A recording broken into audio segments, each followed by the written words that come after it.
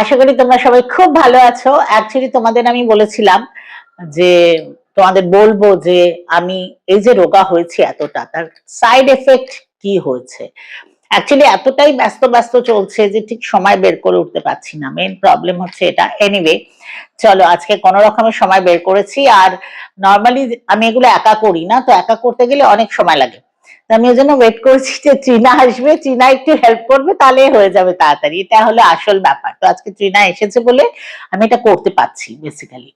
তো এনিওয়ে, ব্যাপারটা হচ্ছে দেখো, রোগা হওয়াটা যেটা প্রথমেই বলেছি যে বয়স একটা বিরাট ফ্যাক্টর, সেটা মাথায় রাখতে হবে তোমাদের।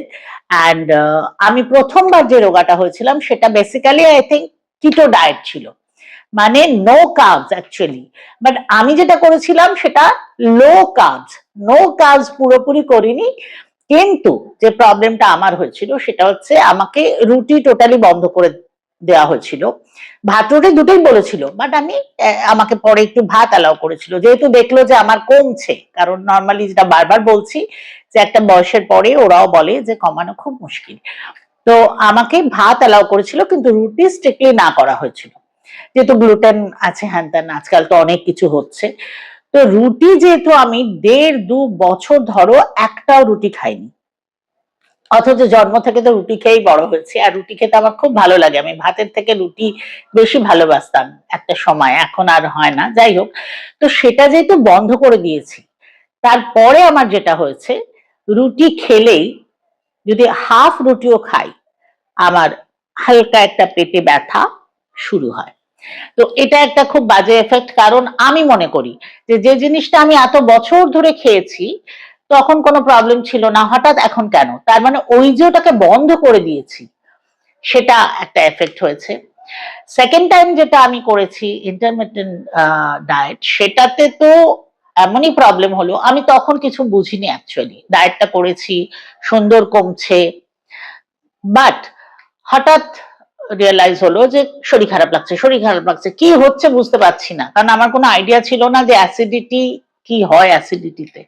তো কি হচ্ছে বুঝতে পারছি না, কিন্তু অসম্ভব একটা প্রবলেম হচ্ছে, ডিসকমফর্ট লাগছে, মনে হচ্ছে হার্ট ফেল হবে, এরকম একটা ব্যাপার, দৌড়াদৌড়ি হসপিটাল। পরে বোঝা গেল যে ওটা আমার পুরো ডাইজেস্টিভ সিস্টেমটাকে এফেক্ট করে দিয়েছে। তার কারণ হচ্ছে যেহেতু ইন্টারমিটেন্ট ডায়েটে আছে যে 16 ঘন্টা খাবেন না, সন্ধ্যে 7টার সময় খেয়ে নেবে, আবার পরের দিন উঠে খাবে, আর সেটাও 11টা-12টার সময়। তো ওই যে 7টার সময় আমি খাওয়া বন্ধ করতাম, আর 7টার থেকে আমি শুতে যেতাম 3টে, 3:30 হয়ে যেত এক একদিন। প্রচন্ড খিদে পেত, কিন্তু জল খেতাম, যেহেতু ডাক্তার বলেছে কিছু খাবেন না, শুধু জল খেতাম। সেইটা করতে করতে করতে করতে, এটা তো আমার ধারণা বয়স একটা ব্যাপার, ইয়াং এজে হয়তো এতটা প্রবলেম হবে না, এক যদি অল্প বয়স থেকে যারা করে তাদের জন্য তো কিছুই হবে না, এটা খুবই ভালো জিনিস। বাট আমার যে এফেক্টটা হলো তাতে আমার ওই এক্স্যাক্টলি কি হলো, মানে অ্যাসিড বেড়ে গেল অতক্ষণ খালি পেটে থাকাতে, তো স্টমাকে অনেক রকম প্রবলেম শুরু হলো।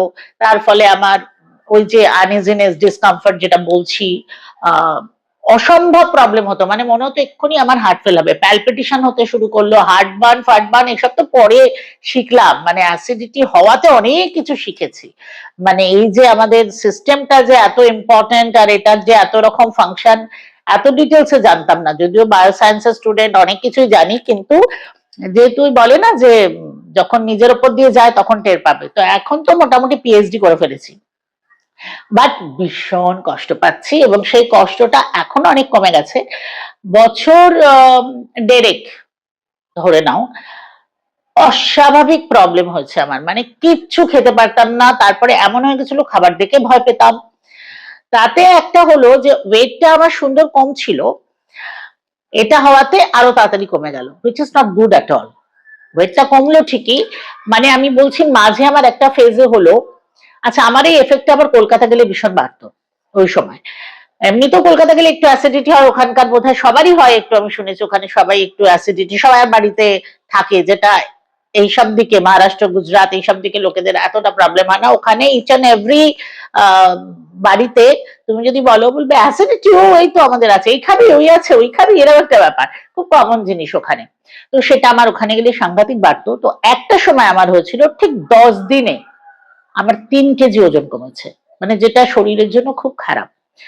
তো তো তারপর থেকে আমি আবার অ্যালার্ট হয়ে অনেক কিছু করে এখন আমার যে অবস্থা দাঁড়িয়েছে সেটা হচ্ছে এভরি 2 আওয়ার্স 2.5 আওয়ার্স আমাকে কিছু খেতে হয়। একটা সময় তো ছিল একদম 2 ঘন্টা পরেই খেতে হতো, নালেই অসুবিধা হতো। এখন সেটা আস্তে আস্তে কন্ট্রোলে আসছে, এখন অনেকটাই বেটার। বাট এখনো আমাকে ওই যে ব্রেকফাস্ট লাঞ্চ আর ডিনার এরম করলে চলে না, আমাকে মাঝে মাঝে খেতেই হয়, তো সেটাও আমি করে নিয়েছি। বাট আমার যেটা হচ্ছে, যেহেতু আমি প্রচুর কমে গেছি, তো আমার হয়তো আবার বেড়ে যাওয়ার ব্যাপারটা অতটা হবে না, যেহেতু আমি অনেকটা কমে গেছি। বাট যদি এরকম হয় যে তোমাকে শরীর খারাপ হচ্ছে আবার সমানে খেয়ে যেতে হচ্ছে, তো সেখানে আবার বেড়ে যাওয়ার একটা টেন্ডেন্সি থাকবে, আবার ওজন বেড়ে যাবে, তাহলে এত কষ্টের কোনো মানে হচ্ছে না, প্রথম কথা। বাট আরেকটা কথা বলবো, এই যে বারবার খাচ্ছি আমি, বাট সেখানেও তোমাকে সিলেক্টিভ ফুড খেতে হবে, সবকিছু খেলে চলবে না। আমি যেমন এখন ভাজা ভুজি মানে নাই বলতে পারো, কখনো কখনো হয়তো খেলাম, সেটা আলাদা। বাট ভাজা ভুজি, আগে আমি বোতল বোতল কোল্ড ড্রিঙ্কস খেতাম, সেইগুলো মানে প্রচুর স্যাক্রিফাইস করেছি। তো সেটা একটা ব্যাপার। আরেকটা খুব ইম্পর্টেন্ট জিনিস, যে শুধু ডায়েটে কিন্তু রোগা হওয়া যায় না, তোমাদের এক্সারসাইজ মাস্ট। তো আমি যোগা তো রোজ করি, সকালবেলা 1 ঘন্টা, বিকেল বেলা সময় পেলে, আমার সময় হয় না, তাই তোমরা যদি পারো তোমরা আরেকবার ইভিনিং এ ওয়াক করো, মানে দিনে 2 বার চেষ্টা করো একটু ফিজিক্যাল অ্যাক্টিভিটিটা রাখতে। আমার একটা সুবিধে কি, যে আমি সকালে যোগা করি, তারপর যে আমার দিন শুরু হয়, আমি ভীষণই ব্যস্ত থাকি, প্লাস আমার নাচের ক্লাস হয়, তো মোটামুটি আমার মুভমেন্ট চলতে থাকে, এটা একটা ব্যাপার। বাট যারা বাড়িতে আছো, যারা অতটা অ্যাক্টিভ নও, তাদের আমার মনে হচ্ছে একবার সকালে একটা এক্সারসাইজ করে নাও, বিকেলেও একটা টাইমে কিছু না হলে হাঁটো। অ্যান্ড আরেকটা জিনিস খুব ইম্পর্টেন্ট আমি বলবো, অনেকেই আমাকে মেসেজ করেছো যে এতটা কমেছি আর কমছে না, তো সেটা তোমাদের একটু স্ট্রিক্টলি করতে হবে কমানোর জন্য। আর প্রত্যেকটা মিলের পরে না, অ্যাটলিস্ট 10 মিনিট বাইরে যেতে হবে না, ঘরের মধ্যে, বিশেষ করে আমি মহিলাদের বলছি, ঘরের মধ্যেই তোমরা পায়চারি করো, খুব স্পিডে নয়, হালকা স্পিডে। অনেকেই বলে খেয়ে উঠে হাঁটতে নেই, খেয়ে উঠে 5 মিনিট বসো। আর এই হাঁটাটা ওই হাঁটা নয়, বাইরে গিয়ে যেরকম আমরা হাঁটি রোগা হওয়ার জন্য, সেই হাঁটা নয়, নর্মাল একটা মুভমেন্ট তোমার শরীরে রাখো, তাহলেও তোমার কিন্তু ডাইজেস্টিভ সিস্টেমটা অ্যাক্টিভ হয়, কাজ ভালো হয়। তো আমি অনেক কিছু এখন এটা নিয়েও পড়াশোনা করছি। তো এটা ডেফিনেটলি এটা একটা বড় প্রবলেম, কারণ এই আমাদের যে সিস্টেম না, গাট যদি তোমার ভালো না থাকে, তোমার যদি এই সিস্টেমটা ক্লিন না হয় ভালো মতো, তাহলে শরীরে অনেক রকম প্রবলেম হয়। আমি একটা সময় প্রচন্ড ফেস করেছি, এখন অনেকটা কন্ট্রোলে, বাট আমি বলবো না যে আমি এখনো 100% ঠিক হয়েছে, still I am struggling, but অনেক বেটার আছি। সব থেকে বড় কথা, নিজের শরীরকে আগে চেনো।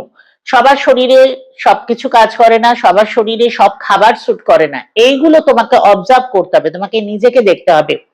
আমি যেটা ভীষণ করি, যে আমার যদি, কারণ ছোটবেলায় আমার পোস্তে অ্যালার্জি অনেক ছোট বয়স থেকে, এবং সেটা আমাকে ডাক্তারই শিখিয়েছিলেন, যে তুমি রোজ খেয়াল করো কবে কবে ব্যথা হচ্ছে, আর সেদিন কি খেয়েছো, কোনটা কমন খাবার, সেইভাবে ভাবে এখনো আমি করি, যে আমার এটা খেয়েছি আজকে, তাহলে পেটে ব্যথা হলো, আচ্ছা ওটা কাল না খেয়ে দেখি। এই যে জিনিসগুলো তোমাকে নিজেকে চিনতে হবে, জানতে হবে, বিশেষ করে যারা একটু আহ বয়স হয়ে গেছে যাদের, তাদের জন্য বারবার বলছি। বাট আজকাল খাবারের যা কোয়ালিটি, নেচারের যে অবস্থা, অনেক অল্প বয়স থেকেই প্রবলেম শুরু হচ্ছে, সুতরাং এটাকে নেগলেক্ট করো না। আমার যেটা হয়েছে, আমি যে 83 কেজি হয়ে গেছিলাম, তার পেছনে অনেক কারণ আছে। আমি একসময় শুধু ওই ফ্রাইড চিকেন আর কোল্ড ড্রিঙ্ক ওইসবই বেঁচেছিলাম, তো তার ফলগুলো এখন পাচ্ছি। বাট ঠিক আছে, তবুও লড়ে টড়ে একটা জায়গায় পৌঁছেছি, তোমরা পৌঁছো। অ্যান্ড চেষ্টা করো, যেটা আমি বললাম, অনেকে আমাকে মেসেজ করেছে 15 কেজি কমেছে আর কমছে না। যদি টার্গেট থাকে, যদি করতে চাও, গোল অ্যাচিভ করবে, কমছে না যখন, তাহলে এফর্টটা আর একটু বাড়াতে হবে, এটা ভাবো। আমাকে একজন ডাক্তার বলেছিলেন, আমি একবার বলেছিলাম আমি রাত্রে একটা রুটি খাই, তাও রোগা হচ্ছি না, আর কি করব। উনি বললেন কেন, তাহলে 8খানা রুটি খাবেন। তো এই যে ব্যাপারটা, এটা তোমাদের বুঝতে হবে, সেইভাবে নিজেকে মেনটেন করো। সুস্থ থাকাটা খুব দরকার, আমাকে দেখতে কেমন লাগছে ডাজন্ট ম্যাটার। আমি মোটা রোগা, আমি যখন এত মোটা ছিলাম তখনও নাচতাম, আমার কোনো অসুবিধা হতো না, কাজে ওগুলো নিয়ে ভেবো না। বাট সুস্থ হয়ে লাইফ লিড করাটা ভীষণ দরকার, বিশেষ করে আমার, যেমন আমি এখন 60+। তো এখন যদি রোজ ঘুম থেকে উঠেই মনে হচ্ছে ও বাবা নড়তে পারছি না, তো এটা ঠিক না। সেজন্য নিজেকে ভালো রাখার জন্য, এবং তুমি ভালো থাকলে তবেই তোমার সংসার ভালো থাকবে, তোমার আশপাশের লোকজনকে তুমি ভালো রাখতে পারবে। সো প্লিজ মেনটেন করো। আর যে কোনো প্রশ্ন যেটাই মনে হবে আমায় জানিও, যেরকম আমি বললাম অনেকেই আমাকে জিজ্ঞেস করেছেন, সেজন্য আমি বলছি যাদের খানিকটা হয়ে বন্ধ হয়ে গেছে তারা হাল ছেড়ো না, কন্টিনিউ করো, আর একটু বাড়াও। মানে তুমি ধরো 10 মিনিট করছিলে, ওটা এবার ওখানে থেমে গেছে, তো সেটাকে 15 মিনিট করো। তুমি হয়তো 2টো রুটি খাচ্ছিলে, আর কমছে না, এবার সেটাকে 1টা রুটি করো। এইভাবে জিনিসগুলোকে আস্তে আস্তে করো, নিশ্চয়ই হবে। কখনোই হাল ছেড়ো না। চলো সবাই খুব ভালো থেকো, খুব তাড়াতাড়ি দেখা হবে। বাই।